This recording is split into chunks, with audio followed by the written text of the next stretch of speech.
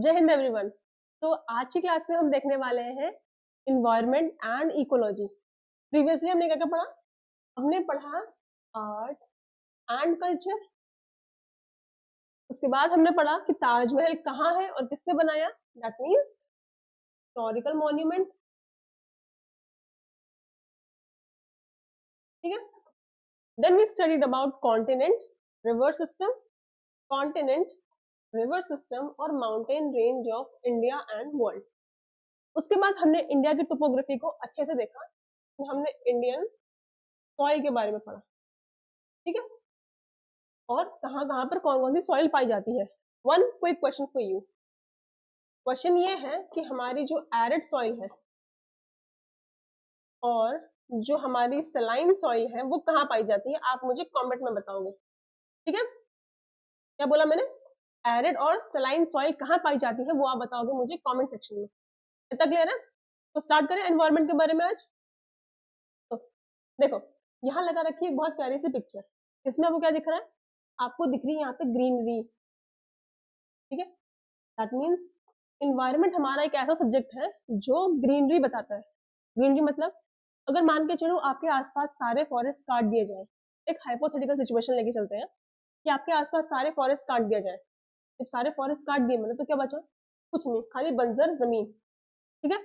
या तो वो लैंड कॉन्क्रीट की होगी या वो लैंड होगी नॉर्मल सॉइल की। ठीक है। उससे प्रॉब्लम क्या होगी हमको? हमारे जो एनिमल्स है वो सर्वाइव करना मुश्किल हो जाएगा उनका। ठीक है। दूसरी बात, after certain period of time जो हमारी जो सॉइल है वो भी इनफर्टाइल होना शुरू हो जाएगी। मतलब उसकी जो फर्टिलिटी है वो भी खराब होने लग जाएगी। जब उसकी फर्टिलिटी खराब होगी तो क्या होगा? हमारे खाने के भी लाले पड़ जाएंगे। सुना है ना आप लोगों ने? खाने के भी लाले पड़ जाएंगे, वो वाली सिचुएशन हो जाएगी हमारे सामने। ठीक है। तो हम ये देखते हैं आज के चैप्टर में कि इन्वायरमेंट क्यों एसेंशियल है और ये जो इकोलॉजी है इसका क्या रोल है इन्वायरमेंट के अंदर। आए समझ में? शुरू करें। ओके। सबसे पहले हमारे पास एक टर्म आता है दैट इज इन्वायरमेंट, मतलब वातावरण। हिंदी में इसका मतलब होता है वातावरण। ये क्या बताता है? इन्वायरमेंट मतलब एवरीथिंग सराउंडिंग एन ऑर्गेनिज्म। एक ऑर्गेनिज्म को सराउंड करी हुई कोई भी चीज है, चाहे वो उसकी एयर हो, उसकी लैंड हो, उसके आसपास का वाटर हो, एवरीथिंग काउंट्स अंडर इन्वायरमेंट। ठीक है। मतलब क्या क्या?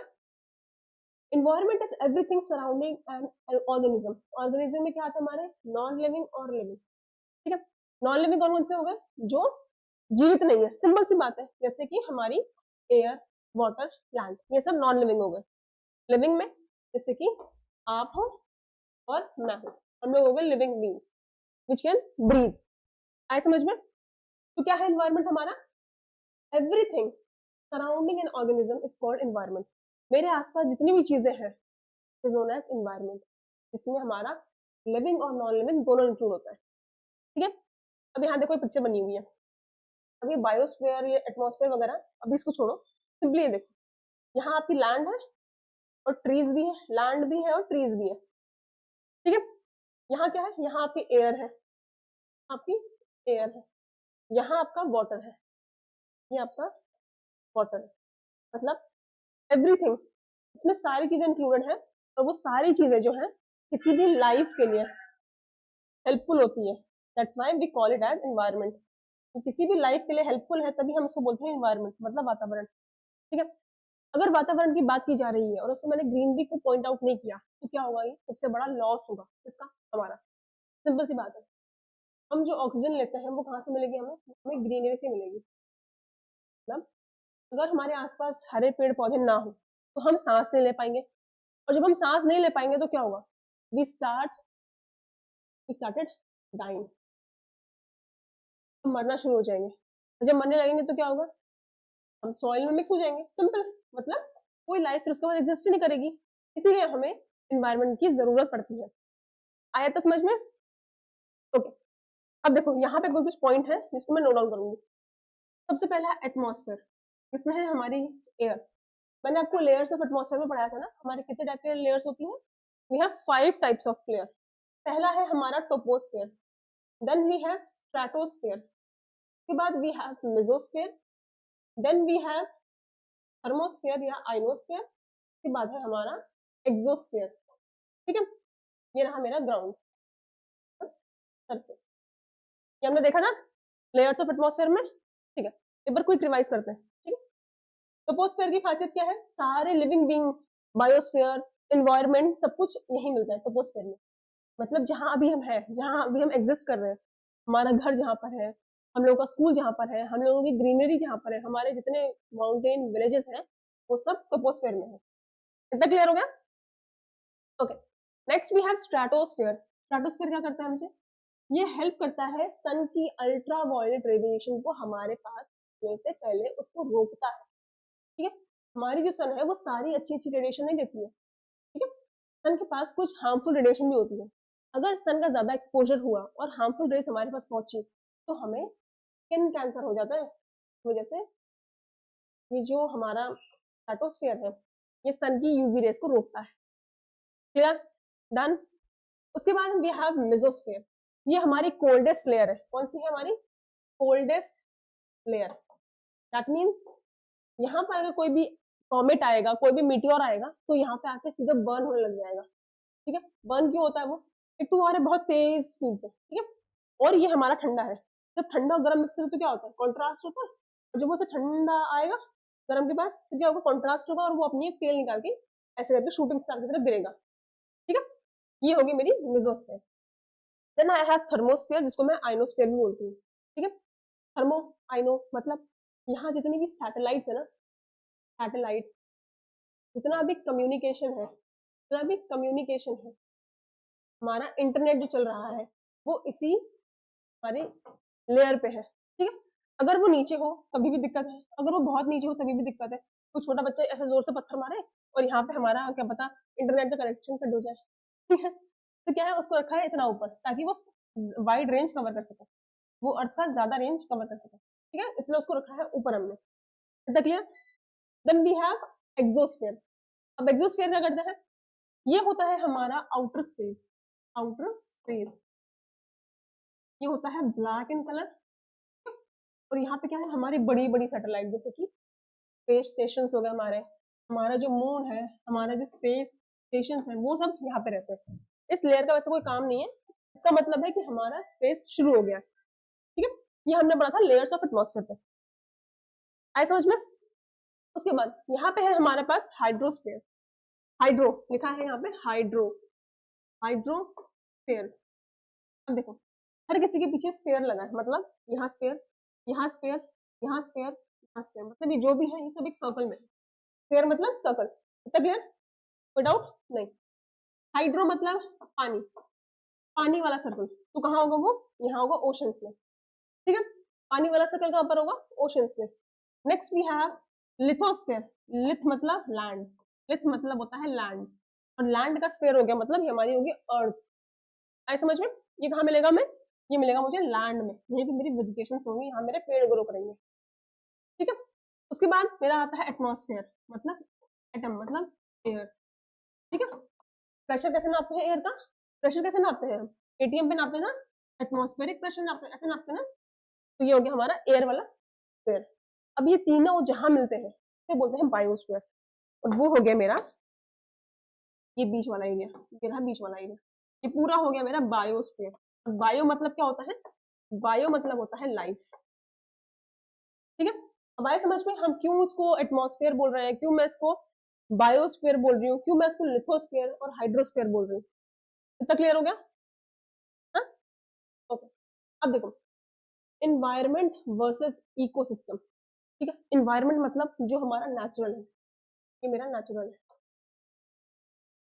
इन्वायरमेंट मेरा नेचुरल है। इसमें क्या आ गया मेरे पास, इसमें मेरे पास एनिमल्स आ गए, यहाँ डियर दिख रहे हैं, यहाँ पे मेरी फिशेस दिख रही है, यहाँ मुझे लैंड दिख रहा है, यहाँ मुझे ट्रीज दिख रहा है, यहाँ मुझे सन दिख रहा है और क्लाउड दिख रहे हैं, फिर यहाँ मुझे बर्ड्स दिख रही है। ये हो गया मेरा इन्वायरमेंट। इकोसिस्टम मुझे क्या दिख रहा है, मुझे दिख रहा है यहाँ पे कि मैं एनर्जी कंजर्व कर रही हूँ, कुछ एनर्जी कंजर्व कर रही हूँ, या मैं अपना इन्वायरमेंट सेव कर रही हूँ with the help of eco. इतना है समझ में? ओके, इन्वायरमेंट की डेफिनेशन क्लियर? ठीक है, अब बढ़ते हैं इकोलॉजी पे। इकोलॉजी क्या बोलता है, it it is a scientific study of how those organism interact with each other. Ecology एक साइंटिफिक स्टडी है जो बताती है कि हमारे ऑर्गेनिज्म जो है वो कैसे इंटरैक्ट करते हैं एक दूसरे से। मतलब अगर यहाँ पर पेड़ है, यहाँ पे मेरा डियर है, तो डेफिनेटली जो डियर है वो उसी जगह पे अप्रोच करेगा जहाँ पे ग्रीनरी हो या जहाँ पे ग्रास हो, ठीक है। वो कैसे अप्रोच कर रहा है उसकी स्टडी को हम बोलते हैं इकोलॉजी। क्लियर हो गया, ठीक है। Next, and their environment focusing on relationship, adaptations and ecosystem function like nutrient cycle। और एक किस पे फोकस करते हैं, ये फोकस करते हैं हमारे इन्वायरमेंट पे, उनके अडेप्टेशन पे, उनके फंक्शंस पे, और टोटल क्या बताते हैं हमें, टोटल हमें बताते हैं हमारा nutrient cycle of that system. आया समझ में, समझ में आया? इकोलॉजी क्या है, इन्वायरमेंट क्या है, इकोसिस्टम क्या है, हाइड्रोस्फीयर क्या है, बायोस्फीयर क्या है, लिथोस्फीयर क्या है, और एटमॉस्फेयर क्या है। समझ में आया सब? आगे बढ़े। ओके, नेक्स्ट वी हैव, अब देखो यहाँ पर क्या है, इस लेफ्ट साइड में मुझे बता के रखा है कि ये मेरी अर्थ है जिसमें मेरा इन्वायरमेंट दिख रहा है, ठीक है। ये मैंने हाथ में पकड़ा है, ठीक है। That means everything is in our hand, सब हमारे हाथ में है। इसको प्रिजर्व करना है, इसको कंजर्व करना है, इसको डिस्ट्रॉय करना है, या इसको ऐसे छोड़ देना है, ये सब हमारे हाथ में है। तो हमने क्या किया, हमने थोड़ा सा डेवलपमेंट किया, हमने थोड़े पेड़ भी लगाए, ठीक है। थोड़ा यहाँ पे हमने एनर्जी भी कंजर्व की, और थोड़ा हमने पेड़ पौधों और जानवरों का भी ध्यान रखा। सारे काम हो गए एक साथ, ठीक है। हमें खाली डेवलपमेंट की तरफ नहीं बढ़ना, ठीक है। डेवलपमेंट की तरफ हमें नहीं बढ़ना, हमें सबको साथ लेकर चलना, साथ लेकर चलना, लेकर चलना। इतने में कोई डाउट, इतने में कोई डाउट? तो अब देखो इस तरफ क्या आता है हमारा, ये आ रही है मेरी टेबल जिसमें बता रहे हैं लिथोस्फीयर है वो क्या होता है, ठीक है। लिथो मतलब, लिथ मतलब, लिथो में लिथ आता है ना, क्या मतलब, दिस मीन्स लैंड, ठीक है। अब देखो अगर बोलो लैंड में कौन कौन से एनिमल्स हैं, तो क्या हो सकता है हमारा, हमारी ड्रैगन फ्लाई हो जाएगी, हमारा टोटल टॉर्टोइज हो जाएगा, हमारा यहाँ पे ये माउस हो गया, हम लोग ह्यूमन बींग्स भी हो गए, ये सारे आ गए उसमें। और लैंड में अगर पानी डिपॉजिट है तो क्या हो जाएगा, उसके अंदर हमारे फिश भी आ जाएंगे, हमारे मरीन हैबिटेट्स भी आ जाएंगे, ठीक है। This is what called lithosphere, ठीक है। यहाँ दिख रहा है आपको इकोसिस्टम, दिख रहा है इकोसिस्टम, क्या क्या है इसमें, क्या क्या है इसमें, एनिमल्स भी है, ठीक है, बैक्टीरिया भी है, ह्यूमन बींग भी है, हर्बीवोरस एनिमल भी है और कार्निवोरस एनिमल भी है, ठीक है। छोटे छोटे यहाँ पे बर्ड्स भी है, पॉन्ड भी है, इसके अंदर हमारी लेक भी होगी, इसके अंदर हमारी फिश भी होगी, सॉरी, ठीक है। इसके अंदर हमारे फ्रॉग भी होंगे, और हमारे पास ट्रीज भी है, this is what it is called eco. समझ में आया? Very good, okay. अब देखो कुछ फैक्टर्स हैं जिसके अंदर जो इकोलॉजी है वो हमारी फोकस करती है। फैक्टर्स कौन कौन से हैं अभी हम वो देखेंगे वन बाय वन, ठीक है। इकोलॉजी किन किन फैक्टर्स पे फोकस करती है अभी हम वो दो देखेंगे। Ecology focuses on how organism function. पहली बात, ऑर्गेनिज्म फंक्शन कैसे कर रहा है। अब देखो अगर ऑर्गेनिज्म समझ में नहीं आ रहा, मैं तुम्हें बेसिक समझाती हूँ, ठीक है। सबसे पहले क्या होता है हमारे पास, हमारे पास होता है सेल, ठीक है। सेल सबसे छोटी यूनिट होती है ना, फंडामेंटल यूनिट ऑफ लाइफ क्या होता है, सेल। फिर होता है हमारा टिश्यू, सेल को ही अगर मैं बहुत सारी सेल को कलेक्ट कर लूँ और फिर मैं इधर लेके आऊँ तो बन जाएगी मेरी टिश्यू, बहुत सारे टिश्यू को एक साथ लेके आऊँ तो मेरा बन जाएगा एक ऑर्गन, ठीक है। जैसे कि मेरा हो गया हार्ट हो गया, लंग्स हो गए, मेरे लिवर हो गए, ठीक है, ये सब हो गए मेरे ऑर्गन। अब इन सारे ऑर्गन को मैं ऐड करूंगी तो मुझे मिलेगा एक ऑर्गेनिज्म, ठीक है। मतलब मैं, ठीक है, मतलब मैं, मेरे अंदर जो सबसे छोटा यूनिट है वो क्या है, सेल है। एक सेल नहीं, करोड़ों सेल है, ठीक है, वो काउंट भी नहीं कर सकते उतनी सेल है। उन सारी सेल्स को मिला के बनाया मैंने, मेरी बॉडी ने बनाया टिश्यू, ठीक है। वो सारे टिश्यू मिलके क्या बने, वो सारे टिश्यू मिलके बने मेरे ऑर्गन। जैसे कि मेरा हो गया हार्ट, लंग्स हो गया, फिर क्या हो गया मेरी किडनीज हो गई, ठीक है, फिर क्या हो गया मेरे अदर ऑर्गन्स हो गए, वो सब मिलके बने ऑर्गन। और इन सारे ऑर्गन को अगर मैंने प्रॉपर प्रॉपर जगह पे अरेंज कर दिया, अब मैं दिल को यहाँ लगा दूं, दिमाग को घुटने में लगा दूं, जो मोस्टली लोग मानते हैं कि लड़कियों का होता है, बट नहीं होता, ठीक है। बी साइंटिफिक यार, ठीक है। तो अगर मैं दिमाग को अपनी सही जगह पे रखूं, दिल को सही जगह पे रखूं, अपने हाथों को सही जगह पे रखूं, अब ये नहीं कि मैं हाथ सर के ऊपर से निकाल दूं, ठीक है। तो क्या होगा, फिर मेरा जो ऑर्गेनिज्म है वो गड़बड़ हो जाएगा। ठीक है, जिस काम के लिए उसे बनाया गया था उस काम के लिए वो बनेगा नहीं। ठीक है, ऐसे समझ लो। तो क्या होगा, सारे ऑर्गन जब बॉडी के अंदर प्रॉपर तरीके से एक्यूमुलेट होंगे और अच्छी जगह जगह फंक्शन करेंगे, तो क्या होगा, वो बनेगा मेरा ऑर्गेनिज्म। आया तो समझ में? ठीक है, और यही बोला गया है कि हाउ ऑर्गेनिज्म फंक्शन, कि जो ऑर्गेनिज्म है वो फंक्शन कैसे करता है वो बताता है मुझे इकोलॉजी। ठीक है, हाय धैर्य, आपको क्लास समझ में आ रही है? कोई डाउट आपका?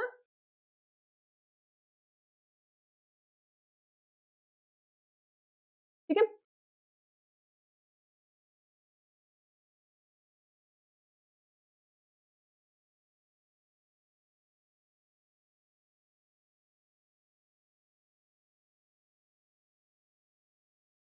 तो सॉरी फॉर द ग्लिच। तो हम फिर से स्टार्ट करते हैं कि हम कहाँ थे। ठीक है, हम कहाँ थे, हम यहाँ थे कि हमारी जो इकोलॉजी है वो किस किस फंक्शन पे फोकस करती है।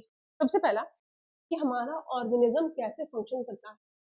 ऑर्गेनिज्म मतलब मैं कैसे फंक्शन कर रही हूँ, मैं कैसे आपको पढ़ा रही हूँ, मेरे दिमाग की वायरिंग किस तरीके से है, मैं क्या चीज आपके सामने एक्सप्रेस कर पा रही हूँ, वो सारे हैं मेरे फंक्शन। ठीक है, इकोलॉजी ने क्या फोकस किया, फोकसेस ऑन ऑर्गेनिजम्स फंक्शन। ठीक है, next it focuses on energy flow, energy कैसे फ्लो होती है बॉडी के अंदर, ये उस पर भी फोकस करता है। ठीक है, एनर्जी फ्लो मतलब अगर मैं बहुत एग्जॉस्टेड हूँ, अगर मैं बहुत एग्जॉस्टेड हूँ, स्टिल मुझे कुछ काम करना है, तो मैं क्या करूंगी, मैं छोटा सा एक शुगर का बाइट ले लूंगी, जैसे कि मेरे डेरी मिल्क हो गई। ठीक है, आप लोगों की फेवरेट किटकैट हो गई, एक छोटा सा मैं डेरी मिल्क और किटकैट का बाइट ले लूंगी, तो क्या होगा, मेरी बॉडी में इंसुलिन लेवल बढ़ जाएगा और वो मुझे हेल्प करेगा इस एग्जॉशन को प्रोडक्टिविटी में लाने में। ठीक है, अगर मैं थक गई हूँ, मुझे चाहिए कि मैं इंस्टेंट, मुझे एनर्जी चाहिए, तो क्या होता है, 5 star, eat 5 star, do nothing. ठीक है, मैं वो करूंगी। फिर हमारी न्यूट्रिएंट की साइकिलिंग कैसे होती है, पॉपुलेशन के डायनेमिक्स क्या है, और हम रिस्पॉन्स कैसे करते हैं किसी भी चेंज को। ठीक है, न्यूट्रिएंट की साइकिलिंग अगर समझ नहीं आ रहा है तो होल्ड ऑन, पॉपुलेशन डायनेमिक्स समझ में नहीं आ रहा तो होल्ड ऑन, मैं अभी बताती हूँ, आगे मैंने रखा है। ठीक है, तब तक अभी समझो कि हम चेंज को कैसे रिस्पॉन्ड करते हैं, ये भी बताता है हमारा हमारा इकोलॉजी। कैसे, जैसे कि आज है बहुत गर्मी, आज है बहुत गर्मी, हम क्या करेंगे, हम सिंपली फैन ऑन करेंगे या कोई भी लूज टी शर्ट डाल के आ जाएंगे। अब ये थोड़ी कि मैं विंटर का हुडी पहन के बैठूँ, प्रॉपर कंबल शॉल लेके ऐसे बैठूँ, वो बोलो यार बहुत गर्मी लग रही है, मैं ऐसा नहीं करूंगी।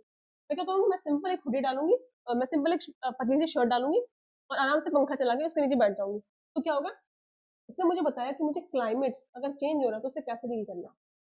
ठीक है, अगर बारिश हो रही है, कपड़े सूख नहीं रहे, तो मैं क्या करूंगी, मैं रोज हर एक एक घंटे में जाके कपड़े धुल के आऊंगी, नहीं, फिर मम्मी मुझे मारेंगी। मैं सिंपली क्या करूंगी, मैं वहां पे जाऊंगी और अपने कपड़ों को या तो ड्राई करूंगी या कोशिश करूंगी कि मैं कपड़े कम से कम गंदा करूं, ताकि मैं क्लाइमेट जो चेंज हुआ है उसको मैं अडेप्ट कर सकूं। ठीक है, आए समझ में, इतना समझ में आया? ओके, अब देखो इकोलॉजी का जो स्टडी लेवल है वो किस किस बेसिस पे होता है। ठीक है, सबसे पहला on the basis of globe की पूरी अर्थ कैसे देखती है किसी भी चीज को। मैं यहाँ अपने घर के बारे में, अपने बारे में, अपनी फैमिली के बारे में बात नहीं करूंगी। इकोलॉजी मतलब है एवरीथिंग एज अ होल। ठीक है, उसमें लिविंग थिंग भी आएगी और नॉन लिविंग थिंग भी आएगा। ठीक है, कितना आएगा समझ में? Okay, next I will talk about landscape, मेरी जमीन। जमीन, अगर जमीन में मेरे पेड़ ही नहीं है, ठीक है, तो क्या है, मेरी जो ग्रीनरी वाला कॉन्सेप्ट है कि मुझे अपने घर के आसपास बहुत सारे पेड़ चाहिए, वो कहाँ से होंगे फिर? ठीक है, मेरी जो क्लाइमेट है वो हो गया चेंज मेरा, फिर क्या होगा, फिर होगी मेरी ग्लोबल वार्मिंग। ठीक है, ऐसा सोचो। उसके बाद इकोसिस्टम का इकोलॉजी, इकोसिस्टम मतलब यहाँ पे हो गया एक्वा, मतलब वाटर। ठीक है, एक्वामैन सुना था ना आपने, वो किसका रक्षक था, एक्वामैन देखा होगा आपने, एक्वामैन था रक्षक किसका, वाटर का।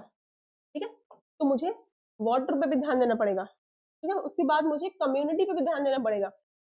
कैसे, ह्यूमन की कम्युनिटी अलग चीज डिमांड करती है, एनिमल की अलग चीज। पहले के टाइम पे हम लोगों की जो कम्युनिटी थी ना, वो 3 चीजों पर सर्वाइव करती थी।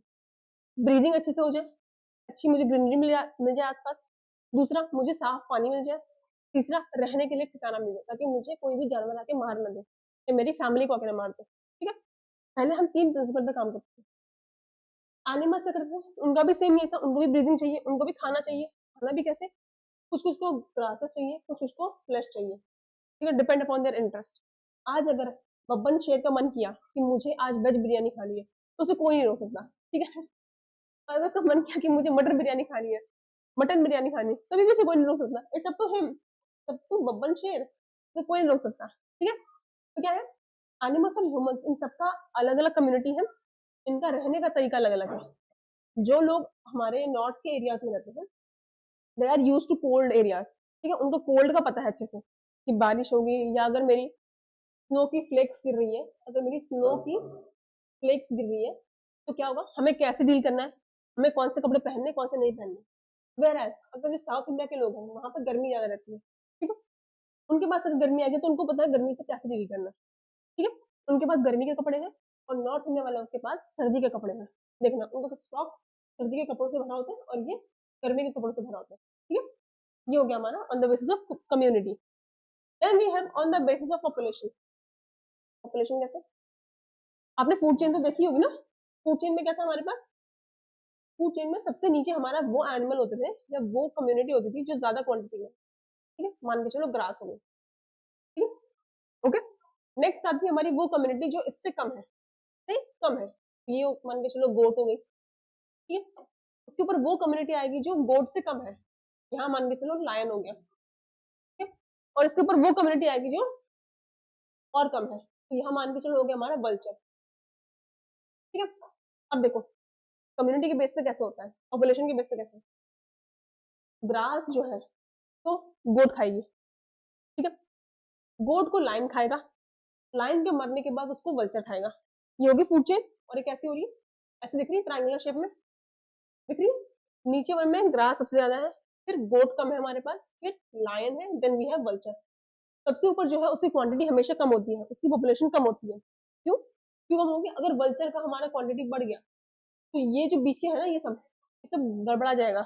जब ये सब गड़बड़ा जाएगा, ये सब खराब हो जाएगा, तो मेरी ग्रास बढ़ती रहेगी, और एक टाइम बाद मेरे वल्चर भी एक्सटिंक्ट हो जाएंगे। क्यों? क्योंकि वल्चर भी कितना खा पाएगा? एक टाइम बाद खाना भी तो सड़ने लगेगा ना, जो मरे हैं एनिमल्स वो भी सड़ने लगेंगे। तो जब सब सड़ने लग जाएगा तो क्या होगा? वल्चर भी मर जाएगा, तो हमारी नीचे जो है खाली ग्रास की पॉपुलेशन बच जाएगी, ठीक है? इसलिए ऑन द बेसिस ऑफ हम पॉपुलेशन भी चीजों को पढ़ते हैं। देन लास्ट है on the basis of organism. Organism मतलब क्या बताया था? ऑर्गेनिज्म मतलब मैं और आप। और ऑर्गेनिज्म कैसे बनते हैं? प्रॉपर ऑर्गन्स हमारे ठीक ठीक जगह पे लगे हैं, तो बन गया हमारे ऑर्गेनिजम्स, ठीक है? आया समझ में? Okay. ये देखिए हमने ना, इन्वायरमेंट। जब भी इन्वायरमेंट का टर्म बोला जाए, ये समझो सराउंडिंग। हम सराउंडिंग की बात कर रहे हैं, ठीक है? सराउंडिंग मतलब आसपास की कितनी चीजें हैं। इन्वायरमेंट मतलब सराउंडिंग, ठीक है? डेफिनेशन क्या हो जाएगी इसकी? All external condition, factor and and that influence और अफेक्ट एन ऑर्गेनिज्म और कम्युनिटी इज कॉल्ड एनवायरमेंट। कोई भी एक्सटर्नल फैक्टर या एक्सटर्नल कंडीशन जो मेरे कम्युनिटी को या मेरे ऑर्गेनिज्म को अफेक्ट कर रहा है, we call it as environment. Environment में हमने क्या देखा? लिविंग भी होते हैं और हमारे नॉन लिविंग भी होते हैं, दोनों का हमारा प्रॉपर अमलगमेशन होता है, तो जाके वो एक साथ रहते हैं, ठीक है? आए समझ में? अब देखो हमें नॉन लिविंग की क्यों जरूरत है? हमें नॉन लिविंग की क्यों जरूरत है? सबसे बेसिक एग्जाम्पल, हमारी जो इंडिया है ना, वो एग्रेरियन कंट्री है। मतलब यहाँ पे मोर देन 60% पॉपुलेशन जो है वो हमारी एग्रीकल्चर पे बेस्ड है, ठीक है? जब सारी हमारी जो पॉपुलेशन है वो कृषि पे बेस्ड है, कृषि मतलब यहाँ पे मेरे एनिमल्स आएंगे, ऑब्वियसली मुझे अगर खेत को जोतना है तो मुझे ऑक्स की जरूरत पड़ेगी, ठीक है? अगर मुझे वही एग्रीकल्चर से दूध का कुछ व्यापार करना है तो मुझे गाय की या बकरी की जरूरत पड़ेगी। मुझे कुछ पोल्ट्री का करना है तो मुझे हेन की जरूरत पड़ेगी, ठीक है? और ये एनिमल्स में ऑक्स, काउ, हेन, ये सब क्या खाती हैं? ये सब खाते हैं मेरे ग्रास, ठीक है? नॉन लिविंग ग्रास ही तो हुई। अगर ग्रास नहीं है तो ये रहेंगे? नहीं रहेंगे। तो क्या हो जाएगा?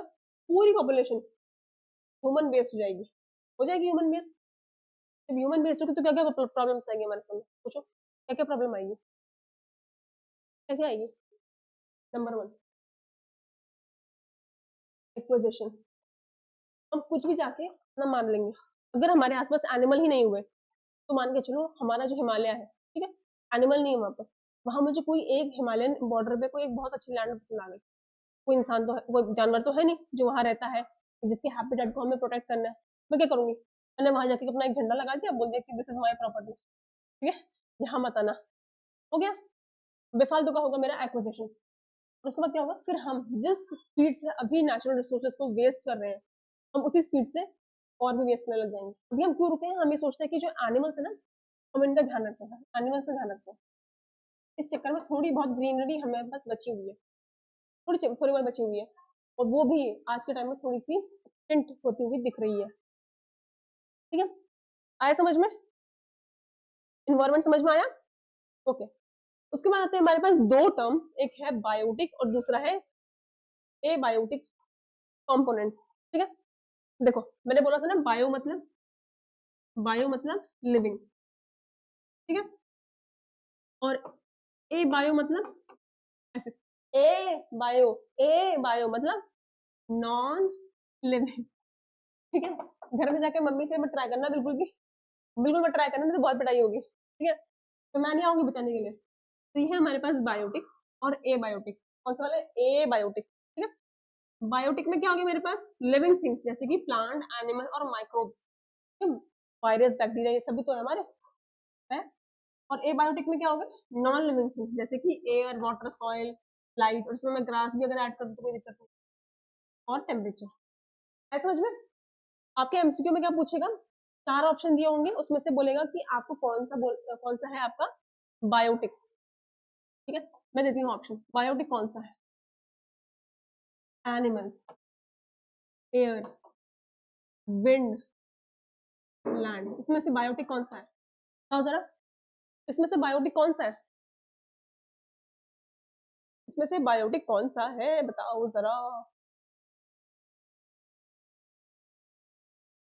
नहीं बताना, जरा जो, ये कौन सी बात होती है बेटा, पढ़ना तो पड़ेगा ना, पेपर आ रहे हैं, आंसर देने पड़ेंगे। वी हैव एनिमल, जो भी सांस ले रहा है वो सब हमारे बायोटिक हो गए, आए समझ में, इतना है समझ में, गुड। अब देखो इकोसिस्टम क्या है, इकोसिस्टम मतलब द फंक्शनल यूनिट, और हमारी जो बॉडी का फंक्शनल यूनिट कौन सा है, हमारी जो बॉडी का सॉरी फंडामेंटल यूनिट कौन सा है, फंडामेंटल यूनिट ऑफ लाइफ क्या है हमारे पास, वी हैव सेल, ठीक है, सेल है हमारी बॉडी का फंडामेंटल यूनिट ऑफ लाइफ, तो मुझे फंक्शनल यूनिट की बात करनी है, वी हैव इकोसिस्टम, ठीक है, आए समझ में। इकोसिस्टम एक ऐसा मान के चलो स्फीयर है जिसके अंदर हमारी लैंड, ठीक है, हमारे एनिमल्स, हमारा वाटर और हमारी एयर मस्त तरीके से रह रहे हैं, इन्हें आसपास किसी से कोई दिक्कत नहीं है, ठीक है, यहाँ पे प्रॉपर डेवलपमेंट भी हो रहा है, प्रॉपर इनकी ब्रीडिंग भी हो रही है, ठीक है, इनकी कम्युनिटीज भी बन रही है, और ये साथ में ग्रो भी कर रहे हैं, तो ये हो गया मेरा इकोसिस्टम, ठीक है, मतलब मान के चलो ये एक सर्कल है, तो यहाँ पे मान के चलो ये आपका एक सर्कल है, इस सर्कल में अब जरूरी नहीं कि इतना पोर्शन हो, वो थोड़ा सा अप डाउन हो सकता है, इतना इतना मान के चलो लैंड है, इतना मेरा एयर है, इतना मेरा वाटर है, और रेस्ट मेरे एनिमल्स और ह्यूमन बींग्स है, ठीक है, तो क्या दिख रहे हैं, सब सिंक होते हुए दिख रहे हैं, ठीक है, मतलब अगर एनिमल को जरूरत तो वो वाटर में भी जा सकता है, वो लैंड में भी आ सकता है, वो एयर में भी उड़ सकता है, ठीक है, सेम फॉर ह्यूमन बींग्स, और सेम फॉर वाटर के एनिमल्स, वो लैंड में भी आ सकता है, एनिमल के बीच में भी रह सकते हैं, तो मतलब क्या है, यहाँ पर हारमोनी है, यहाँ पे क्या है, इनके बीच में हारमोनी है, मतलब वो एकदम प्यार से मिलजुल के रहते हैं, ठीक है, मिलजुल के रहेंगे, किसी को कोई दिक्कत नहीं है, ठीक है, हम साथ साथ है वाले, ठीक है, ओके। अब देखो, अब इकोसिस्टम है क्या वो देखते हैं, अ स्पेसिफिक कम्युनिटी और ऑर्गेनिज्म जिसको बोलते हैं biotic, interacting with their non living environment जिसको बोलेंगे abiotic, as a single functional system is called ecosystem, जो कि अभी बताया मैंने, क्या बताया, बायोटिक और एबायोटिक अगर मिलके कोई भी चीज बना रहे हैं then we call it, क्या देखा था हमने, हमने देखा था ना कि लैंड में, वाटर में, एयर में, और हर एक कम्युनिटी में सब एक साथ अगर रहेंगे मिलजुल के तो क्या होगा, वो बना रहे इकोसिस्टम, ठीक है, साफ एवं शुद्ध भाषा में, स्वदेशी भाषा में बता दी इकोसिस्टम की डेफिनेशन, ठीक है। अब इसके की फीचर्स क्या है, मतलब इसका इंपॉर्टेंस क्या है, it helps in exchange of energy and matter like a pond, forest और even a single rock pool. क्या करेंगे, ये एनर्जी के एक्सचेंज को हेल्प करेंगे। अब एनर्जी का एक्सचेंज कैसे होगा, अभी देखा था ना हमने, ये वाला ट्राइंगल देखा था ना, नीचे जिनकी पॉपुलेशन ज्यादा होगी वो होंगे, उसके ऊपर थोड़े कम वाले, देन उसके ऊपर और कम वाले, सबसे ऊपर वो होगा जिसकी पॉपुलेशन सबसे कम है। ठीक है, आया इतना। कंपोनेंट्स क्या है इसके, एक होगा प्रोड्यूसर, एक होगा कंज्यूमर, एक होगा डिकम्पोजर, इसको बोलेंगे बायोटिक, और एक होगा फिजिकल फैक्टर जैसे कि soil, water, land, air, light, इसको एबायोटिक बोलते हैं। ठीक है, सिंपल सा, चार हमारे पास इसके कंपोनेंट्स है, वी हैव 4 कंपोनेंट्स। ठीक है, पहला है प्रोड्यूसर, प्रोड्यूसर मतलब ग्रास हो गई, मतलब वो खुद उगेगी ना, मैं थोड़ी उगाती हूँ उसको, ग्रास तो खुद ही उगती है। दूसरा हो गया मेरे पास कंज्यूमर, जो कंज्यूम कर रहा है उसको, जैसे कि हमारे एनिमल्स हो गए। ठीक है, आए समझ में, और कभी कभी हम भी बन जाते हैं। ठीक है, मैं आपको एक छोटा सा आपको एक किस्सा सुना दी हूँ। मेरे घर में ना मम्मी ने लगा रखी है बहुत हरी हरी सब्जियां। ठीक है, वो इतनी है कि अगर आपके जैसे 5-6 बच्चे उसके अंदर छुप जाओगे ना तो कोई दिखेगा नहीं, इतने लेवल की उनकी हाइट हो रखी है। अब क्या है, पापा कभी कभी मस्ती में क्या बोलते हैं कि हमारे जो बच्चे हैं इनको छोड़ दो यहाँ पे फील्ड में और ये चरते रहेंगे, इनको अगर बाहर से कुरकुरे वगैरह खाना है तो वो सब छोड़ो, इनको भेजो फील्ड में, ये वहां पे चरते रहेंगे आराम से। ठीक है, तो मुझे यहाँ से कंज्यूमर से वो समझ में आया कि पापा हमें बोलते हैं कि हरी सब्जियां खाओ, नहीं तो मैं कुछ नहीं दूंगा, बाहर से कुरकुरे चाउमीन वगैरह कुछ नहीं मिलेगा, हरी सब्जी खाओ। और मम्मी से जब भी मैं बोलते कि मम्मी आज ये बना दो वो बना दो, मैं बोलती है कि पापा ने तो बोला तुम लोगों को गार्डन में छोड़ने का, तुम लोग वहीं जाकर जो चरना है वो चरो। ठीक है, तो हम लोग आ गए फिर कंज्यूमर्स में। ठीक है, आप मुझे मान सकते हो कंज्यूमर में, बट आप लोग में भी नहीं होंगे हरी सब्जी खाने वाले। Then we have decomposers, decomposer मतलब, डिकम्पोजर मतलब हमारे ऐसे बैक्टीरिया जो किसी भी चीज को गलाने का या उसको सॉइल में मिक्स करने का काम करते हैं, जैसे कि हमारे अर्थवर्म होते हैं ना, अर्थवर्म होते हैं ना हमारे, वो क्या करते हैं, वो क्या करते हैं, किसी भी फूड, जब हमारा कोई भी खाना सड़ रहा होता है ना, तो उसको क्या करते हैं अर्थवर्म, उसमें अपने न्यूट्रिएंट्स छोड़ते हैं और उसको सॉइल में ऐसा फर्टाइल बना देते हैं कि सॉइल की फर्टिलिटी और बढ़ जाती है। ये हो गया हमारे डिकम्पोजर, इसमें हमारे वल्चर भी आते हैं, इसमें हमारे ईगल भी आते हैं। ठीक है, अल्टीमेटली वो यही काम कर रहे हैं, जो चीज डेड हो गई है उसको वो एनवायरमेंट से हटा रहे हैं। ठीक है, वी कॉल देम डिकम्पोजर्स। और उसके बाद आते हैं हमारे फिर ए बायोटिक, ए बायोटिक, इसमें क्या हो गया हमारे पास, इसमें हो गया हमारे पास एयर, वाटर। ठीक है, और क्या हो गया हमारे पास, एयर, वाटर हो गई, लैंड हो गई, ये सारी हो गई मेरे ए बायोटिक। चार कंपोनेंट समझ में आ गए, क्या समझ में आ गए, पहला कौन होगा, प्रोड्यूसर, ग्रास। दूसरा कौन होगा, मैम, मैम मतलब कंज्यूमर। ठीक है, मैम का बकरी समझ के याद कर लो, मैम मतलब कंज्यूमर। तीसरा कौन होगा, डिकम्पोजर, क्या होगा उसमें, अर्थवर्म होंगे या तो मेरे वल्चर होगा या ईगल होगा, ये सब जो भी है ये सब सड़ी हुई चीजें खाते हैं, जैसे कि आपने क्रो को भी देखा होगा। ठीक है, क्रो भी इसी कैटेगरी में आता है। और जो फोर्थ वन क्या होगा मेरा, ए बायोटिक, ए, ठीक है, ए बायोटिक, आया समझ में। ठीक है, ओके, देखो यहाँ क्या दिख रहा है, यहाँ पे दिख रहा है आपको फ्रॉग, दिख रहा है, ये फ्रॉग दिख रहा है मस्त बैठा हुआ है, यहाँ पे फिश है, यहाँ टेडपोल्स है, यहाँ क्या है, यहाँ मेरी डक है, ये भी डक है, ये क्या है, ड्रैगन फ्लाई है। हम पता है आपको, जब हम छोटे थोड़े से, ड्रैगन फ्लाई हमारे जब घर पे बहुत आते थे, ये रही मेरी ड्रैगन फ्लाई। ठीक है, ये ऐसे करके इसके फेदर होते हैं, ये इसका मुंह है, इसका माउथ है और इसकी ये टेल है। ठीक है, हम इतने शैतान थे, हमें बात पकड़ते थे रस्सी, धागा जिसे बोलते हैं, थ्रेड, उसको यहाँ बांध दिया। ठीक है, पहले इसको पकड़ेंगे, ठीक है, कायदे से इसको पकड़ेंगे, ट्रैप बिछा बिछा के कि एक कमरे में घुस गई तो पूरा कमरा बंद करो, फिर हम तीनों चारों जो भाई बहन है सब मिलकर उसको पकड़ेंगे, इसके पीछे फिर बांधेंगे धागा, फिर इसको छोड़ देंगे, फिर जहां जहां तक उड़ती जाएगी हम बोलेंगे अरे वाह इतनी दूर गई है ये, इतनी दूर गई है, तो फिर जब लगेगा बहुत दूर जाए तो दोबारा फिर खींच के वापस लाते हैं उसको अपने पास। ठीक है, तो ये सारी हरकतें हमने की है, ये सारी हरकतें हमने की है, आई डोंट नो आप लोग ने की हो कि नहीं की हो, ये किया है। दूसरा हमने क्या किया, हमने पकड़ा जुगनू। ठीक है, अब जुगनू की स्पेशलिटी क्या है कि वो रात में चमकेगा। ठीक है, रात में चमकेगा तो कैसे पता चलेगा कि जुगनू है, सबसे पहले बारिश के बाद जब एकदम शांत हो जाए, ठीक है, फिर करके वो लाइट करते हैं, जब हम जाते हैं मतलब उसको ऐसे करके पकड़ लेते हैं और फिर क्या करते हैं, भाई बहन के पीठ पे रख दिया, हम लोग चिल्ला के मम्मी में बोलते हैं, फिर हमको पड़ती थी मार। ठीक है, ट्राई क्या करना कभी ये सारी चीजें, मतलब मारना वाना नहीं इनको, बट ट्राई करना। तो इस चक्कर में हमें याद होगा कि इसको बोलते हैं ड्रैगन फ्लाई। तो यहाँ क्या दिख रहा है आपको, यहाँ पॉन्ड के इकोसिस्टम में सारे जितने भी एनिमल्स हैं, इंक्लूडिंग लैंड, मरीन, और जो उड़ रहे हैं वो सारे एक साथ कैसे रह रहे हैं, सब हार्मनी में रह रहे हैं, ठीक है, मस्त मिलजुल के रह रहे हैं, ठीक है। आया इसमें समझ आया, कोनो दिक्कत? ओके, नेक्स्ट अब क्या आता है हमारे पास, अब आता है एक इम्पॉर्टेंट कॉन्सेप्ट। यहाँ मुझे बोल रहा है कि ये जो इकोलॉजिस्ट है, जो इकोलॉजिस्ट है वो क्या करते हैं, दे स्टडी अबाउट इकोसिस्टम, इसको हम फॉरेस्ट क्या बोलते हैं, within the border of planet, climate, land, blah blah blah, बहुत सारी बड़ी बड़ी बातें कर दी, शॉर्ट फॉर्म में समझो। इकोलॉजी क्या था, स्टडी ऑफ इन्वायरमेंट, आसपास क्या हो रहा है उसके बारे में हमें पढ़ना है। इन्वायरमेंट क्या है, everything which we are surrounded with, ठीक है। इन्वायरमेंट मतलब जिन भी चीजों से मैं सराउंडेड हूँ सब इन्वायरमेंट है। इकोलॉजी मतलब जो भी उसके अंदर इंक्लूड हो रही है इन्वायरमेंट के अंदर वो सब है इकोलॉजी। इसकी स्टडी को बोलते हैं इकोलॉजिस्ट, क्लियर, इतना समझ में आएगा। इसकी स्टडी को बोलेंगे हम इकोलॉजिस्ट। अभी इकोलॉजिस्ट जनाब करते क्या है, बहुत सिंपल काम है इनका, ये इकोसिस्टम की स्टडी करते हैं। क्या करेंगे उसमें, उसमें देखेंगे कि हमारे जो एनिमल्स हैं या जो हमारे इन्वायरमेंट है, प्लानट है, क्लाइमेट है, ये सब एक साथ है, चल रहा है ठीक से, या कहीं हमारे पास डेंजर तो नहीं आने वाला है, ऐसा तो नहीं है कि कहीं मेरी हिमालय की कोई बर्फ पिघल के मेरे सामने आ जाए अगले दिन, ठीक है। तो वो ये सब पढ़ते हैं, ये सब इस चेंज के बारे में पढ़ते हैं वो, ठीक है। इकोलॉजिस्ट इन सारे चेंजेस के बारे में पढ़ता है, ठीक है।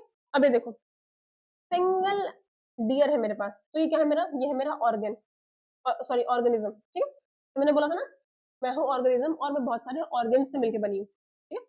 सिंगल डियर मेरा ऑर्गेनिज्म, बहुत सारे, ये क्या हो गया मेरे, ये क्या हो गया मेरे, ये क्या हो गया मेरा, इनका हर्ड हो गया, झुंड हो गया, सब एक ग्रुप हो गया, इनका एक ग्रुप हो गया, ठीक है। उसके बाद जब बहुत सारे ग्रुप मिलेंगे तो बनाएंगे कम्युनिटी। अब इसमें मेरे पास डियर भी होगा, जेब्रा भी है, यहाँ मेरे पास क्या ये ऑक्स भी है, यहाँ मेरे पास छोटे बड़के सियार भी दिख रहे हैं, ठीक है। इसका शिकार करूं, कौन मिलेगा मुझे, ठीक है। फिर उसके बाद इन सारे कम्युनिटी को मिला के हमारा बनता है इकोसिस्टम। इसमें हम क्या इंक्लूड करते हैं, हम अपने नॉन लिविंग भी एरियाज ऐड करते हैं, नॉन लिविंग भी ऐड करते हैं, जैसे कि एयर हो गया, वाटर हो गया, लैंड हो गया, क्लाउड्स हो गए, ये सब इसमें ऐड होंगे अलोंग विद एनिमल्स, ठीक है। उसके बाद जब ये सारे इंक्लूड हो जाते हैं तो बनता है हमारा बायोस्फीयर, क्योंकि है हमारी अर्थ। बुझे कि नहीं बुझे, समझ में आया क्या क्या पढ़ रहे हैं हम अभी, हम्म, ओके। अब देखो यहाँ पे सबसे पहला एबायोटिक, ए बायोटिक एनवायरनमेंट, बायोलॉजिकल डाइवर्सिटी और एजेंट ऑफ चेंज। पहले हम देखते हैं एबायोटिक, एबायोटिक मतलब ए बायोटिक ऐसे करके, क्या है, एटमॉस्फेयर है, ऑयल है, वेदर है, क्लाइमेट है, फिजियोलॉजी है, हैबिटेट है और अर्बन मरीन है। तो क्या सिंपल सिंपल सी चीज है।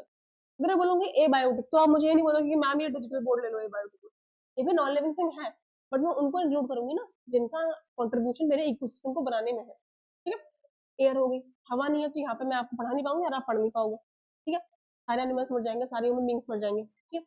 दूसरा क्या, क्लाइमेट की जरूरत है, अगर बहुत ठंडी होने लग जाए तो फिर मैं करके पढ़ाऊंगी, ठीक है, कोई फायदा नहीं मेरे पढ़ाने का। मैं बोलूंगी ए बायोटिक, समझ में नहीं आएगा, ठीक है।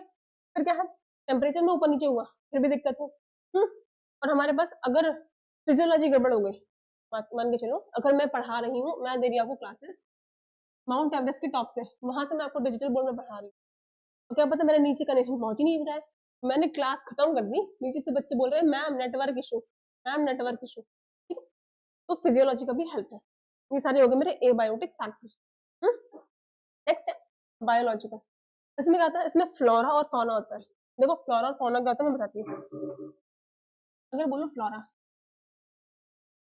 फ्लोरा और फौना, क्या लग रहा है इसमें, फ्लोरा, फौना, फ्लॉ में अगर मैं एल ऐड कर दूं तो क्या बन जाएगा, ये बन जाएगा मेरा फ्लोरल, FLORAL।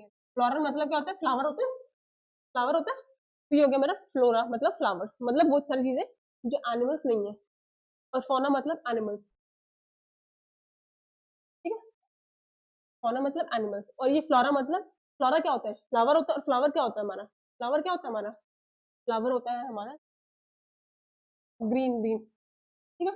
कुछ समथिंग जो हम उगा सके, जैसे ग्रास हो गया, ठीक है, वो भी इन सब चीजों में इंक्लूड होता है। मतलब ग्रीनरी की बात करूँ तो उसमें आ गया मेरा फ्लोरा, और एनिमल्स की बात करूँ तो हो जाएगा फौना, ठीक है। फ्लोरा फौना समझ में आ गया? इतना समझ में आ गया फ्लोरा फौना क्या क्या है?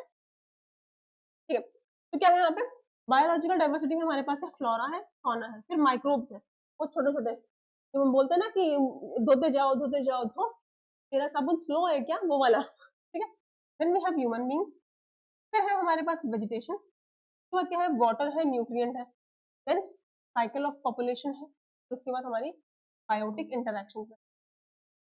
साइकिल ऑफ पॉपुलेशन मतलब अगर साइकिल ऑफ पॉपुलेशन में बोलूँ क्या हो जाएगा, ये मान के चलो मेरी अर्थ है, ठीक है, मान के चलो अभी मैंने उसको पूरा खोल दिया है, वैसे A4 शीट की तरह लग रही है, ठीक है, मेरी यहाँ पर पॉपुलेशन जो थी, जितनी पॉपुलेशन थी वो आगे जाके कितनी होगी, कितनी ज्यादा होगी या कितनी कम होगी, वो उस पर डिपेंड करता है कि मैं कौन कौन से डिसीजन अभी ले रही हूँ, कौन से फैक्टर्स इन्फ्लुएंस कर रहे हैं। फॉर एग्जाम्पल अगर यहाँ पर आगे एक बहुत बड़ी महामारी जैसे कोविड आया था ना, देखा था ना आपने, काफी सारे लोग एक्सपायर हो गए थे, उस टाइम क्या हुआ था, जब हमें मेडिसिन बनाने में दिक्कत हो गई थी, जब हम इतने एडवांस नहीं थे, तो हमें क्या हुई, हमें अपनी पॉपुलेशन को सेव करने में दिक्कत हुई, ठीक है, आगे जाके काफी सारे लोग एक्सपायर हुए और दे लॉस देयर लव्ड वन, ठीक, तो यहाँ क्या होगा, यहाँ जो हमारे डिसीजन होंगे, जो हमारे यहाँ पे टेक्नोलॉजीज होंगी, वो हमें हेल्प करेंगी ताकि हम आगे जाके और एक्सपैंड हो और फले फूले। अगर हमने प्रॉपर डेवलपमेंट नहीं किया तो क्या होगा, कोई भी ऐसी रैंडम बीमारी आएगी और सबको ऐसे उड़ा के ले जाएगी, नहीं तो कोई भी नेचुरल कैलामिटी आ गई और सबको ऐसे बहा के ले जाएगी, ठीक है, इसलिए हम ध्यान देते हैं हमारे पॉपुलेशन डायनेमिक्स पे। Okay, next we have agent of change. Agent of change वो कौन कौन से एजेंट है जो चेंज लेके आते हैं, चेंज मतलब चेंज बोले तो बदलाव, बोलते हैं ना कि भाई तू बहुत बदल गया यार, वो वाला बदलाव, ठीक है, तो कौन कौन से एजेंट है, सबसे पहला पॉल्यूटेंट, हवा में लगते हैं ऐसे कुछ पार्टिकल छोटे छोटे से जो ऐसे ब्रीदिंग में प्रॉब्लम लेके आते हैं, पॉल्यूटेंट, फ्लडिंग, डीपॉपुलेशन और fire, invasive species, green house effect और हमारा एक्सट्रीम ड्रॉट और एपिडेमिक। एक एक करके देखते हैं। पॉल्यूटेंट मतलब आसपास के हमारे एटमॉस्फेयर में वो सारे पार्टिकल्स जो हमारे एयर के साथ मूव करते हैं और हमें दिखते नहीं है, तो हो गया पॉल्यूटेंट। फ्लडिंग बोले तो बाढ़, ठीक है, बाढ़ जब भी चेंज होता है ना, अगर एक बार बाढ़ आ गई, मान के चलो उससे पहले यहाँ पे बहुत सारे घर थे, यहाँ बहुत सारे घर थे, ठीक है, अब यहाँ बाढ़ आ गई मतलब सारे घर गए, क्या हो जाएगा, या तो यहाँ पे पूरा लैंड हो जाएगा या यहाँ पे कुछ दलदल टाइप से जाएगा, दलदल टाइप से जाएगा, गंदी सी मिट्टी हो जाएगी, फिर यहाँ पे कोई इंसान कैसे रहना है, ठीक है, दूसरा हो गया flooding, depopulation, population and, then we have fire, fire भी तो चीजें हार्म करती है, फायर भी तो चेंज लेके आती है। एक एग्जांपल लेते हैं, जैसे मान के चलो मेरी एक बिल्डिंग है, उसमें एक फ्लोर पे आग लग गई, मेरे पास कोई भी इक्विपमेंट नहीं है ताकि मैं उस फायर को रोक सकूं, अगले टाइम क्या होगा, अगले टाइम मैं अवेयर रहूंगी, मैं सारे अरेंजमेंट पहले से, मैं अरेंजमेंट पहले से करके रखूंगी ताकि मैं इस प्रॉब्लम को डील कर सकूं। तो क्या किया मैंने चेंज किया ना, चेंज लेके आया, और एजेंट कौन था मेरा, इसकी वजह से मैंने चेंज किया, इस फायर की वजह से मैंने बोला अगली बार फायर आया तो उसको छोड़ूंगी, मैं उसको पानी पानी कर दूंगी, ठीक है, इस चक्कर में मैंने क्या किया, मैंने थोड़े से चेंजेस लेके आए। Okay, next we have invasive species. अब जैसे कि हम लोग इन्वेजिव स्पीशीज है फॉर एनिमल्स, ठीक है, अभी वो मस्त रह रहे हैं, कभी मन किया किसी का, चलो इसके बीच में से एक सड़क खोदते निकल के जाते हैं, और हमारी जो ये फॉरेस्ट है इसके बीच में एक सड़क खोदते हैं, हम प्रॉपर यहाँ से अपना रास्ता आधा कर देंगे, ठीक है, ताकि हमें टाइम कम लगे, ठीक है, हमें रिसोर्सेज का कम यूज हो। अब क्या है, जो एनिमल यहाँ से यहाँ जाता है पानी पीने के लिए, मान के चलो वो इस जगह पे है, जब वो यहाँ से अपने घर आएगा वो क्या बोलेगा, आई मैं कहाँ फंस गया, ई कौन देश है, ठीक है, वो बोलेगा ना ई कौन देश है, ये तो मेरा घर ही नहीं है, फिर क्या होगा, फिर वो घुसेंगे हमारे एरिया में, कि भाई तुम मेरे घर में घुस रहे हो, मैं तुम्हारे घर में नहीं घुस सकता क्या, मैं घुसूंगा तो डंडे मारोगे मेरे को, एनिमल प्रोटेक्शन वालों को लेके आओगे, ये कौन सी बात हुई, ठीक है, तो ये हो गया हमारे इन्वेजिव स्पीशीज। उसके बाद हमारे पास greenhouse gases, greenhouse gases क्यों हमारी रिस्पॉन्सिबल है, और ग्लोबल वार्मिंग, आपको दिख रहा है ना, एवरी डे वो अर्थ इज हीटिंग, तो हर दिन हमारी जो अर्थ है वो पहले से ज्यादा हीट होती है, और 2025 को हीटेस्ट ईयर माना गया है, ठीक है, हीटेस्ट ईयर ऑन रिकॉर्ड। तो ये क्यों हो रहा है, it is because of green house gases, ठीक है, सबसे मेजर रोल पता है कौन सी गैस, प्ले करती है? Carbon dioxide and water vapour. Yes, you heard it right, water vapour. पानी के भाप भी ग्रीन हाउस इफेक्ट में कंट्रीब्यूशन करते हैं। ऐसे समझ में, दो मेन प्रोमिनेंट गैसेस कौन कौन सी हैं? कार्बन डाइऑक्साइड और वाटर वेपर। इतना क्लियर? इतना क्लियर? ओके। उसके बाद एक्सट्रीम ड्रॉट सिचुएशन। अब एक्सट्रीम ड्रॉट आ गई, मतलब वहां पे कोई एग्रीकल्चर नहीं होगा, कुछ खाने पीने को नहीं है, तो क्या होता है, लोग माइग्रेट करते हैं। ठीक, लोग वो जगह छोड़कर फिर दूसरी जगह जाते हैं ताकि कहीं पानी मिल सके, कहीं उनको खाना वो उगा सके, या कहीं वो खाना वो ले सके। ठीक है, तो वो एरिया वो माइग्रेट करते हैं। And the last one is epidemic. आपको पता है एपिडेमिक और पैंडेमिक में क्या डिफरेंस है? पैंडेमिक मतलब बोले तो पूरा ओवरऑल वर्ल्ड, पैंडेमिक मतलब पूरा होल वर्ल्ड, पूरा संसार। जैसे कि हमारा कोविड था, ठीक है, कोविड था ना हमारा पैंडेमिक। ठीक है, उसने पूरे वर्ल्ड को अपने साथ घेर लिया। ठीक है, और इतना परेशान किया, इतना परेशान किया, जब तक वैक्सीन नहीं है तब तक बेचारा चुप नहीं हुआ। ठीक है, इतना नालायक था वो। पैंडेमिक मतलब पूरा एरिया, पूरा वर्ल्ड, जहाँ पे पैंडेमिक पूरा एरिया उसने पूरे अर्थ को कवर कर लिया। ठीक है, एपिडेमिक मतलब, एपिडेमिक मतलब एक एरिया, एक एरिया, जैसे मान के चलो हमारी एरिया में मस्किटोज की वजह से मलेरिया बहुत फैल रहा है, वो मेरी एरिया में फैलेगा ना, वो आपके एरिया में नहीं फैलेगा। तो मुझे क्या करना पड़ेगा? मुझे मेरी एरिया में चेंजेस लाने पड़ेंगे। ठीक है, तो एपिडेमिक मतलब एक एरिया में, पैंडेमिक मतलब पूरे वर्ल्ड लेवल पे, ग्लोबल लेवल पे। ठीक है, और जो ये एपिडेमिक है इसमें जो मेनली काम कौन करता है? हमारी सरकारी काम करेगी डेफिनेटली। पैंडेमिक में पूरे जो विश्व की सरकार है वो सब काम। तो समझ में आया? ये तो समझ में आया? और जहां ये तीनों चीजें मिल रही हैं, a biotic agent of change और हमारा biology, this called as ecosystem. ठीक है, ओके। अब देखो इंपॉर्टेंस क्या है हमारी इन्वायरमेंट की स्टडी करने की। हम इन्वायरमेंट के बारे में पढ़ क्यों रहे हैं? अगर मैं अभी आपकी आपकी एज में या अपनी एज के किसी भी पर्सन से पूछूं कि इन्वायरमेंट क्या होता है, वो क्या बोलेंगे पता है? वो बोलेंगे 10-12 पेड़ लगा दो, ठीक है, एक छोटा सा कुआं बना दो, कुआं बना दो, और एक दो गाय बांध दो, गाय बांध दो, ये होगा हमारा इन्वायरमेंट। ठीक है, उनको नहीं पता कि इन्वायरमेंट क्या है, इसका नेसेसिटी क्यों है। और जब उन्हें ये चीज नहीं पता कि इन्वायरमेंट क्या है, तो उससे डील करने के लिए, क्लाइमेट चेंज को बीट करने के लिए कौन कौन सी प्रॉब्लम सामने आएगी वो भी नहीं जानते। तो वो क्या करते हैं? वो करते उल्टी सीधी हरकतें। घर से बाहर निकलेंगे, दूसरे घर के सामने कचरा फेंक देंगे, बोलेंगे यहाँ से कोई ना कोई तो ले ही जाएगा। ठीक है, फिर क्या होगा? वहां जब आएंगे मच्छर वच्छर, और जब उनकी तरफ मच्छरों को पूरा पता है कि वो उसका घर है किसका घर है, तो जहाँ रास्ता मिलेगा वहां चला जाएगा, मच्छर काटेंगे, फिर बोलेंगे सरकार कुछ नहीं कर रही है, हम तो बहुत साफ सफाई रखते हैं अपने आसपास। ठीक है, ये जो गंदगी तुमने फैलाई थी वही तो आ रही है वापस। ठीक है, वही तो आ रही है, अब वो उनको समझ में नहीं आती है। तो क्या है हमारे पास फैक्टर्स, हमें क्यों पढ़ना है एनवायरमेंट, वो हम देखेंगे इन 7 to 8 पॉइंट्स में। ठीक है, पहला, इट हेल्प्स, क्या करता है? इट हेल्प्स टू अंडरस्टैंड कि जो हमारा इन्वायरमेंट है वो हमारा शेयर्ड होम है, वो हमारा घर है, हम सबके साथ मिलकर शेयर कर रहे हैं। सबके साथ मतलब एनिमल्स भी हैं हमारे इसमें, एबायोटिक भी है, ठीक है, और हमारे ह्यूमंस भी हैं। अब इन्वायरमेंट को सेव करना किसी एक की जिम्मेदारी नहीं है, ठीक है, बट किसी भी एक पर्सन के स्मॉल एक्शन से इस सारे इन्वायरमेंट में चेंज लाया जा सकता है। ठीक है, ऐसा समझ में? तो क्या है, ये बच्चों को हेल्प करता है बताने में कि जो हमारा इन्वायरमेंट है वो हमारा एक घर है, शेयर्ड होम है। ठीक है, दूसरी बात, इट क्रिएट्स अवेयरनेस। अवेयरनेस कहाँ क्रिएट करता है? Of natural resources and their importance. It create awareness about natural resources and environment and their importance. अब अगर मुझे अभी बताएं, अभी तो हम लोगों के सामने थोड़ी सी डेवलपमेंट हुई है, पहले हमें सोलर एनर्जी का कुछ नहीं पता था। ठीक है, हम उसे मुफ्त में मानते थे। ठीक है, अभी भी हम उसे मुफ्त में मांगते हैं कि रोज सूर्य देवता चले आते गर्मी में, सर्दी में आते ही नहीं है, पता नहीं क्या करते रहते हैं, पता नहीं सर्दी में कहाँ छुप जाते हैं, उनको भी शायद ठंडी लगती है। ठीक? हम सोलर एनर्जी की तरफ क्यों बढ़ रहे हैं? क्योंकि हमें पता है कि अगर हम इस पे स्विच नहीं हुए तो जो फॉसल फ्यूल से जैसे हम अपना इकोनॉमी चला रहे हैं, अपने घर की इलेक्ट्रिसिटी जनरेट करवा रहे हैं, एक टाइम बाद हमें दिक्कत हो जाएगी इन सारी चीजों को डील करने के लिए। ठीक है, वो हमें नेचुरल रिसोर्सेज क्या है उसकी तरफ बोलता है कि उसको सेव करो, प्रोटेक्ट करो और उसकी इंपॉर्टेंस को समझो, समझो, समझो। ठीक है, नहीं समझोगे तो क्या होगा? कुछ नहीं होगा। 10 साल बाद फिर मत बोलना गर्मी क्यों हो रही इतनी, ठीक है। Next we have, it develops responsibility toward protecting the ecosystem. Ecosystem को प्रोटेक्ट करना सिर्फ एक पर्सन की रिस्पॉन्सिबिलिटी नहीं है, it is responsibility of collective, collective लोगों की है, ग्रुप की है, ठीक है। आया समझ में, ठीक है।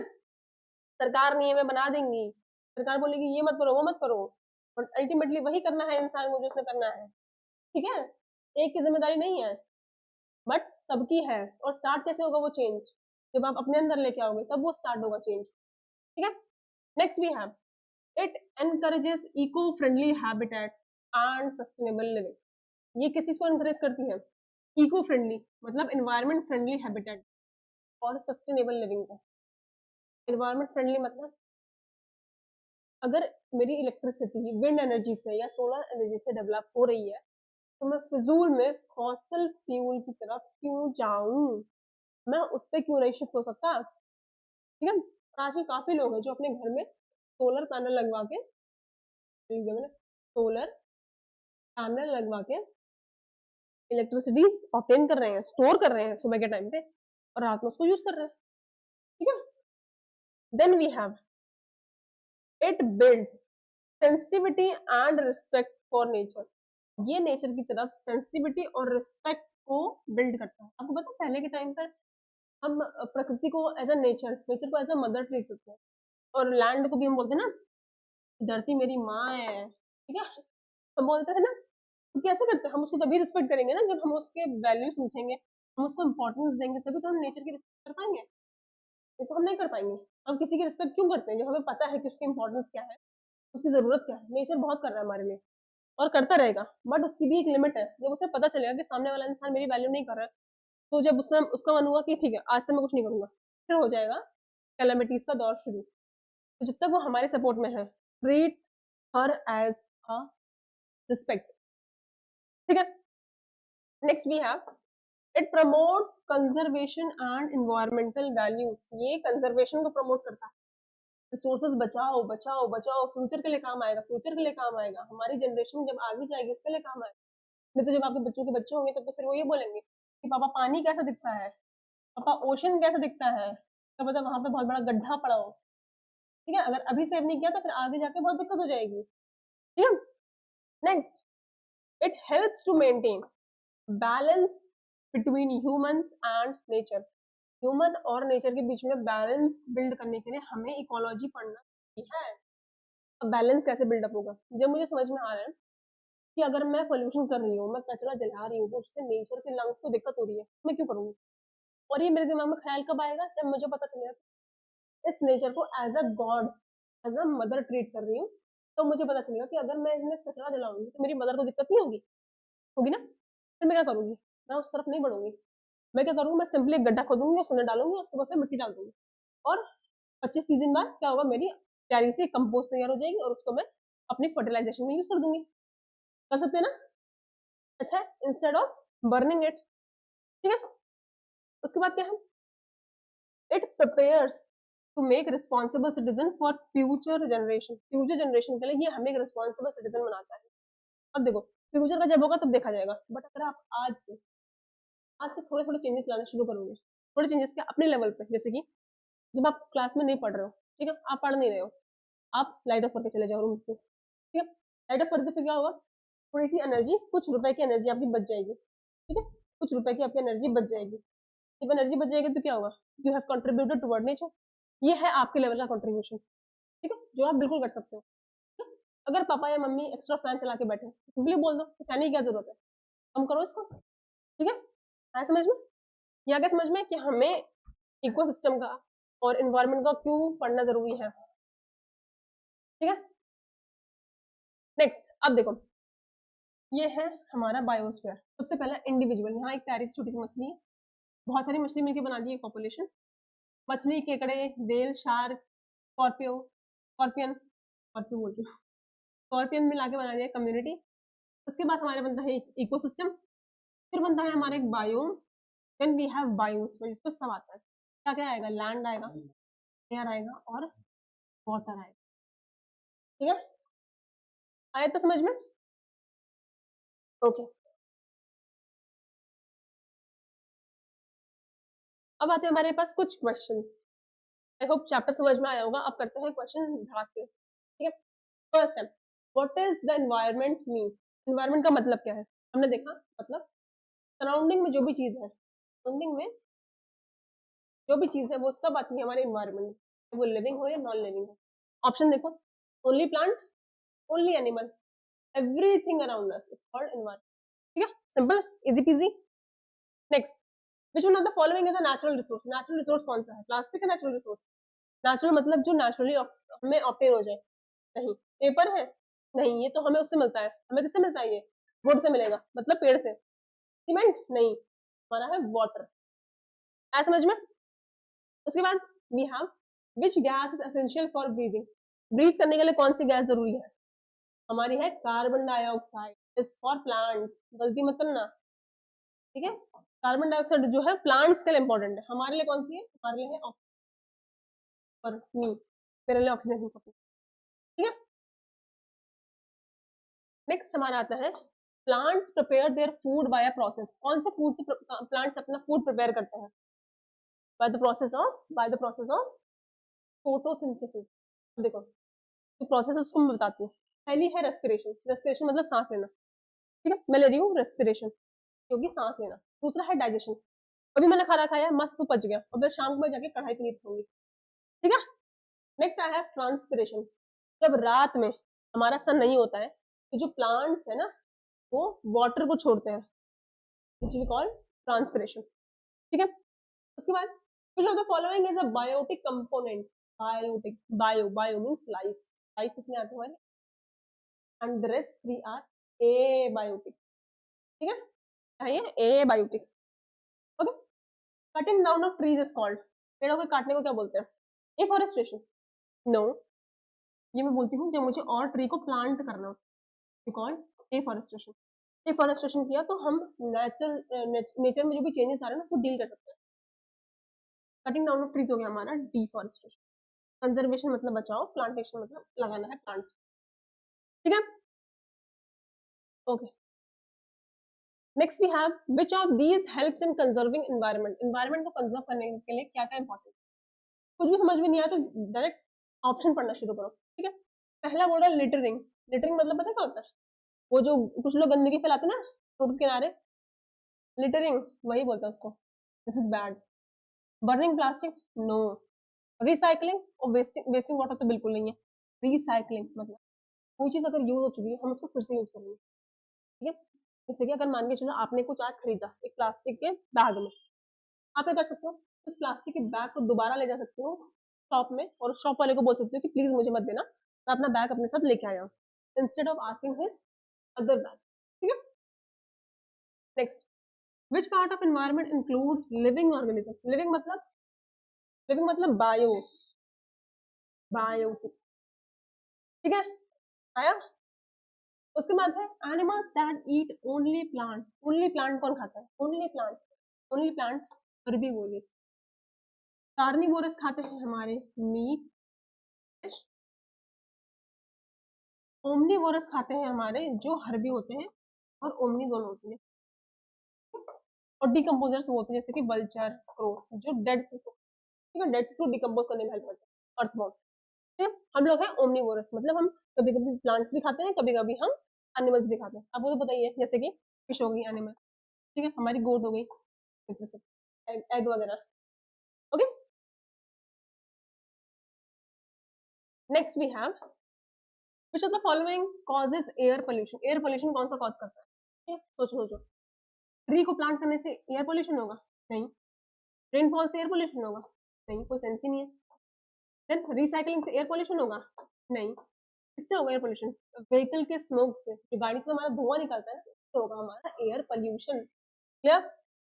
Next, why should we protect the environment? Environment को हम क्यों प्रोटेक्ट करें? क्यों करें? कौन है ये है कौन? ये है कौन? फिर याद आएगा, नहीं, धरती मेरी माँ है, ठीक है, उस तरह से याद करो। क्यों करना प्रोटेक्ट हमें?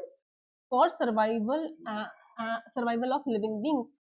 लिविंग बींग्स के सर्वाइवल के लिए हमें एनवायरनमेंट को प्रोटेक्ट करना जरूरी है, ठीक है, ऐसे समझ। Next, what do we call the place where an organism live? Organism जहाँ रहता है उसको हम क्या बोलते हैं? इन्वायरमेंट, शेल्टर, हैबिटेट या इकोसिस्टम?